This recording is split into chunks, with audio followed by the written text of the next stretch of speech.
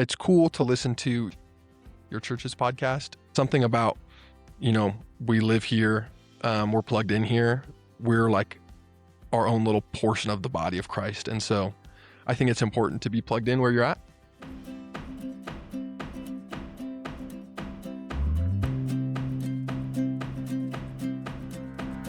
Welcome to the weekly summer edition. I am your summer host, Eden Gooddeal. Before we get started, make sure to visit calvarybible.com and click on your campus. Get connected and stay connected with Calvary Bible Church. With me today is the self-proclaimed #1 listener of the weekly, Jack Davis. Jack, welcome to the show. It's an honor to be here. Oh, I'm so glad. Okay, for listeners who have no idea who you are. Everybody. That's everybody. For the most part, probably. Why don't you go ahead and introduce yourself? Who are you? Who are you to Calvary? Yeah. So I'm Jack Davis. I have been a member at Calvary for something like 2 or 3 years now, but I've been attending since I was 18. So that's 8 years ago now. Dang. And I have listened to every episode of the weekly ever. I love it. Okay. What got you started listening to the weekly? So actually I didn't start listening to the weekly right when the weekly started, but I had a change in jobs where I went from working remote to having to drive to Aurora every day from Broomfield. Yeah. So I was spending something like an hour and a half, 2 hours in the car every day. Yeah. And I needed something to do. And I knew Calvary had a podcast, and I thought it would be kind of fun to, the start of the podcast, roughly lines up with when I started attending. So it'd be cool to go back and re-listen to all the church history and messages I had experienced while I had been there. So I just started crushing them like 3 or 4 a day. Weird habit. I love it. But I ended up catching up. It did not take me long to catch up. Oh, I bet.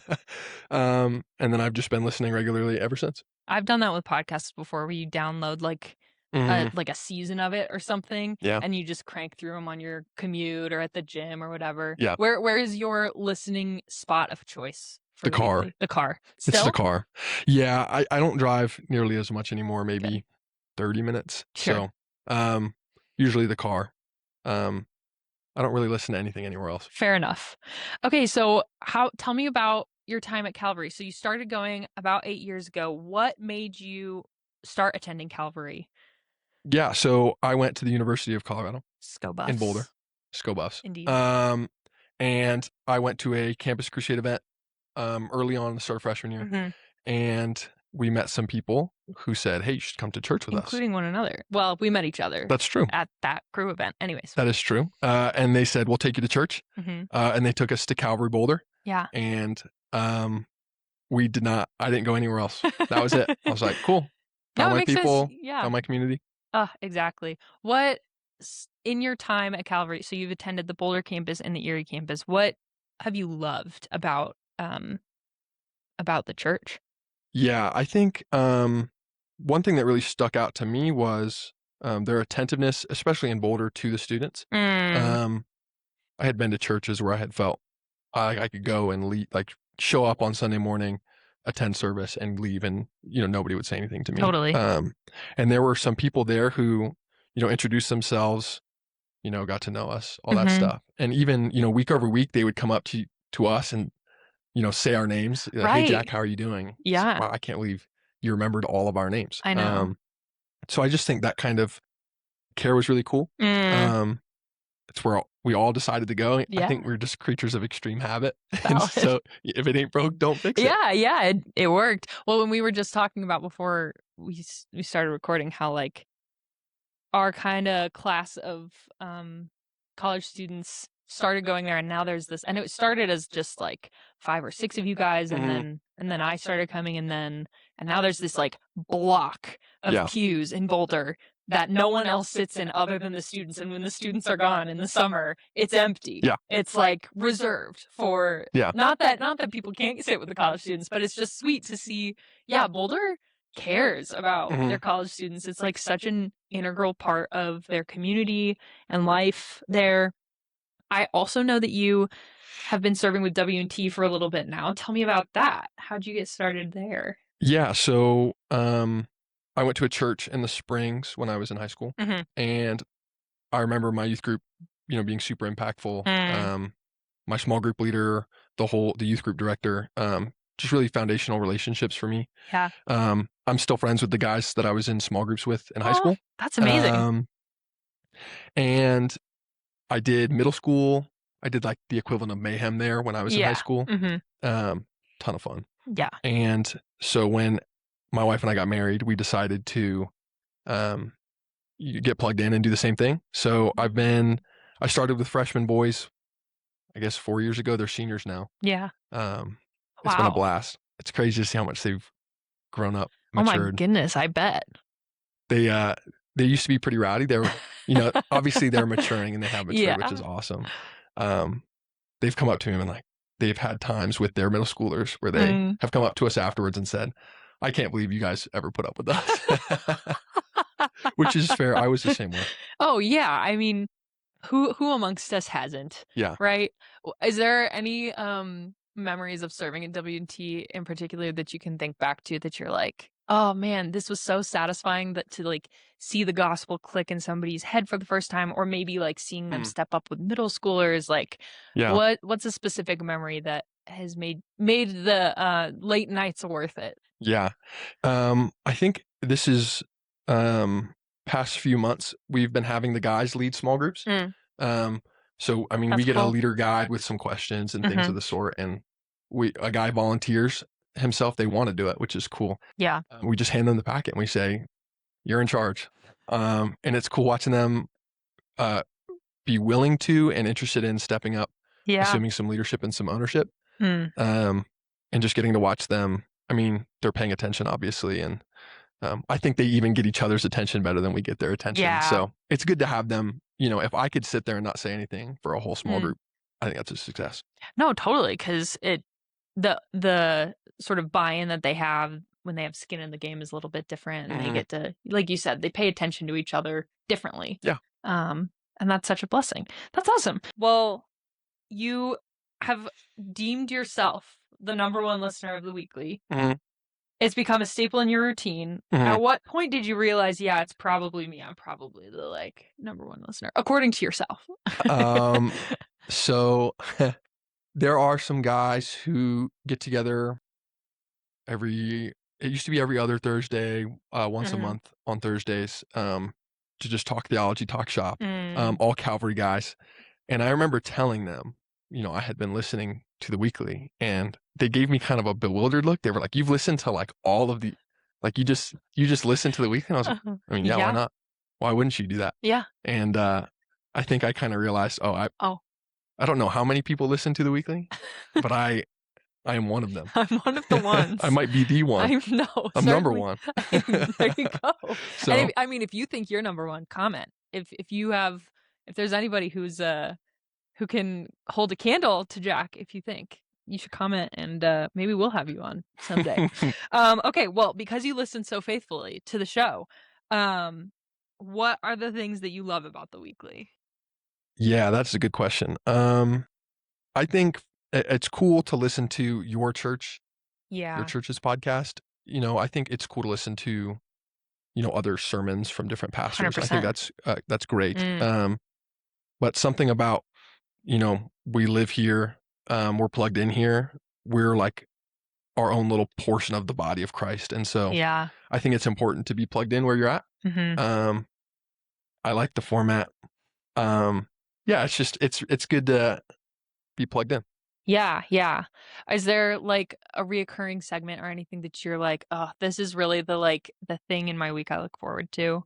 Like for me, I like listening to it because the deeper you can go with the sermon, because preachers always say they only can preach on like 1% of the research they did. Yeah. And it's so nice to hear one more 1% kind of. Yeah. Like I know there's more out there. Oh, yeah. But yeah, what has that been like for you? What have you enjoyed about that? I would say the same. I agree with you, actually. I think, way back when it was like even more, maybe intentional is not the right word, but a bigger point for them was to, if you had 10 more minutes, 15 more minutes, what would you have said? What would you have covered? Maybe what did you cut out that would you have liked to leave in? Right. And I think I agreed just to get more of, I really like that message on Sunday. I would love to hear just more about it. You could have gone Yeah, longer. could have gone longer. Mhm. What would you have said? Exactly. Imagine for a moment you're in charge of the weekly podcast. What do you do different? Well, I start by wondering who put me in charge of the weekly and why. Fair enough. I don't know. I think there's some charm in the older weeklies if you Yeah. listen to them when, like, Jay is just doing them with a soundboard, like in his laundry room. It's just it's Yeah. kind of charming, COVID True. throwback, Mm, and I don't think that was obviously sustainable. sure. I just think that kind of thing, I find it endearing, and I Mm, think it's kind of fun. the imperfection. If I could do actually one thing, I like the 3-person format. Yeah. I think it's just a little bit more, you have more contribution, Yes. more insight. I always think more perspective is cool. I think you're right. I think we've been experimenting more with like having more guests on and seeing what that's like, and it's always been fun. And the kind of I'm always like, Mhm. I wish we could. It's another one of those situations where I'm like, I wish we could go 30 more minutes. That Yeah. was so much fun. Yeah. And we have such amazing staff here Yeah. that have so much knowledge and wisdom. So we built the weekly kind of to be, as in part to be, a midweek touch point. Mhm. Do you feel like, how has that served you in your walk with the Lord? Has it been an encouragement? What has that looked like in your life? They used to have a little slogan they would say during the older weeklies, connecting Mhm. the sermon on Sunday to your real life lived Monday Yeah. through Friday. Mhm. I probably totally butchered that. But they would, it just felt to me, hey, I hear this on Sunday. It's Mm. easy for that to feel separate. Yeah. It's easy for it to feel, I go on Sunday, I hear my message, I go home. Mhm. And just to be reminded, refreshed, Mm. especially with some of those older messages, like when we were going through Daniel. Mm. That was a long time ago.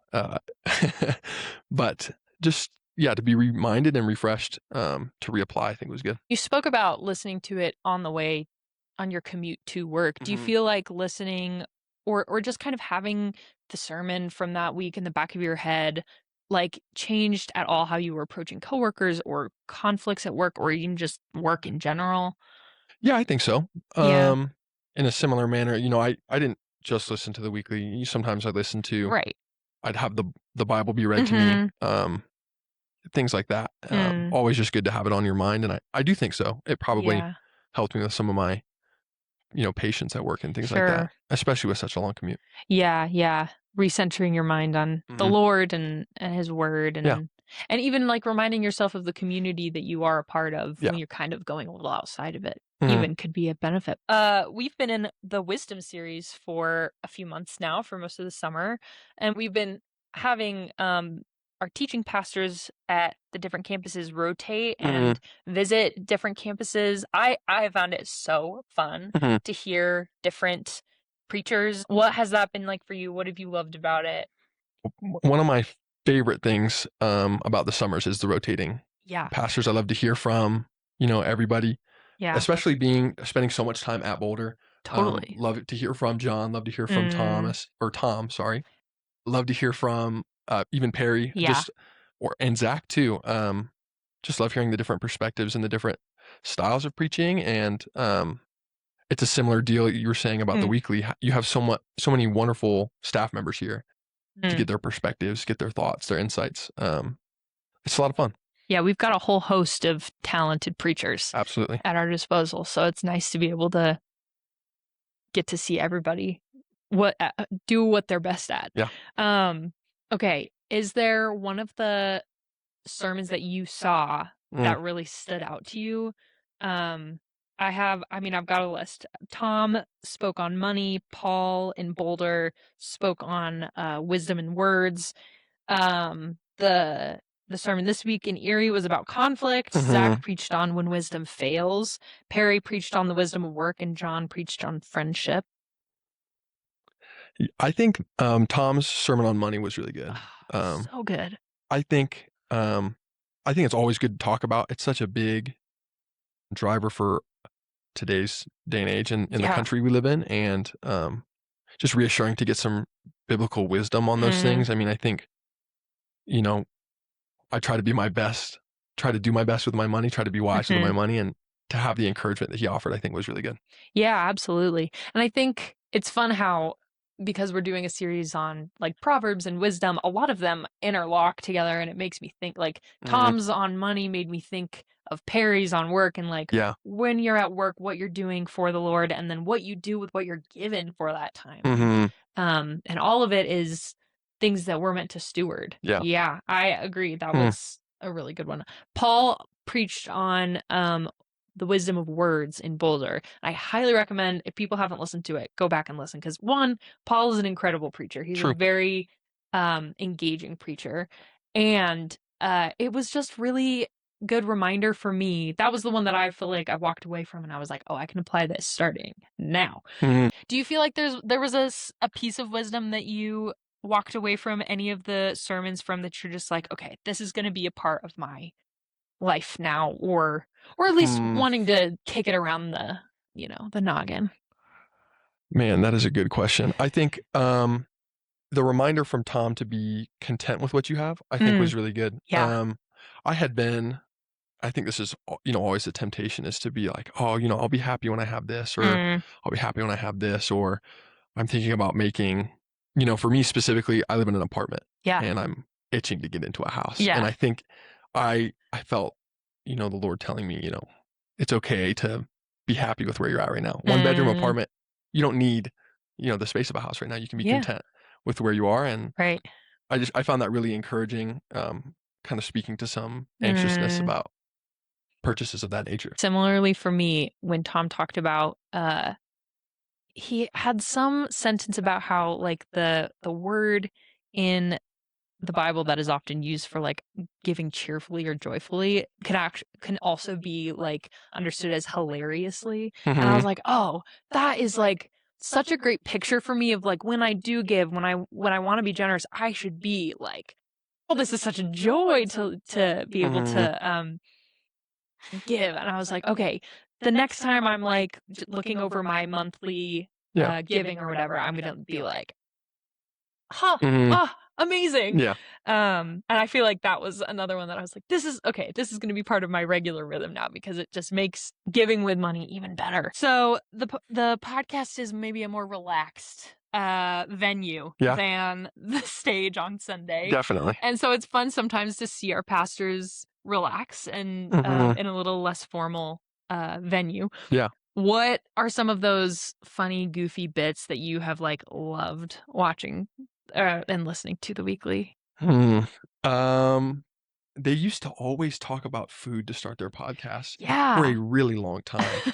And they would always remark on how they had talked for too long about food, but it never changed. And I'm glad it never changed. They were like, we need to stop doing this. And I always thought, please don't stop doing that. That was a good one. I always love the jokes about our wives do not listen to this. Yeah. Great bit. Good bit. And then they did the podcast, which I thought was cool. It's pretty good. John said his mom listens to the podcast. Incredible. Thought that was cool. That made me laugh pretty hard. Shout out to John's mom. Jack, thanks so much for being here. You are a very plugged in member of Calvary. And if people want to get more plugged in like Jack, we have the Connect and Serve Expos coming up. At Erie and Thornton, we have it on August 2nd and 9th. And at Boulder, we've got it on August 16th and 23rd. Jack, thanks so much for your time and for listening as much as you do. Again, if anybody thinks they can rival him in terms of how much they listen, let us know. But before we head out, make sure to go to calvarybible.com, click on your campus, and see what's going on in your neck of the woods. Until then, we will see you guys later.